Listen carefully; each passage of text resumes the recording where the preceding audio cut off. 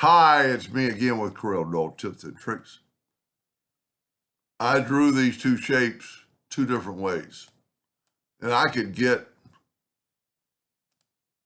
this shape exactly like this is a common, somebody just a couple hours ago, I made a video on this, a new hotkey called alternate E, and you put it in there. And somebody watched it and said, how did you make that shape? Because I already had it made.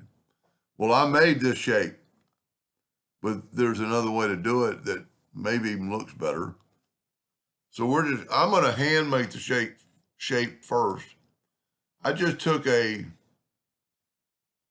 3-point curve line, holding down the control button so it's flat, and then just, make a curve. Control D and make a duplicate of it. Mirror it both ways. Grab that node. Now, I'm not worried about welding it, but for safety, if I go and weld it, and then I hit the plus key, if I hold down the control button and then take the two ends, now I would strongly suggest, if we look, this is two objects. And it's kind of hard to fathom because those lines attach themselves. But what I always do is take the Smart Fill tool, set on any color, and I make that shape. And then I can left click, right click. But there's actually an easier way.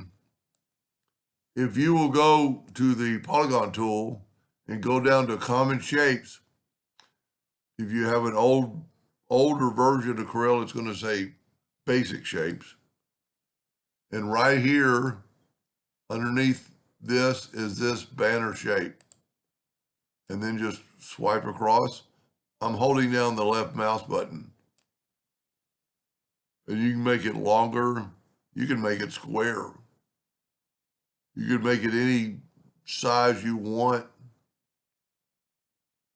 just by moving it. Then really you can still move it, change it, take your shape tool and move that red. You could actually make it just rectangle. Either way, when I made that first video, I'm alternate Eing. Okay, maybe, you know what? Maybe the shape from the common shapes doesn't work. We can make it work. Alternate E. See, it's invalid. So to make that a valid shape, all you've got to do, I believe, is go to Object and convert it to a curve. Then I'm going to alternate E. Then look at that. It put it in there. So two ways to make that shape. And I hope that helped that gentleman, and thank you for watching.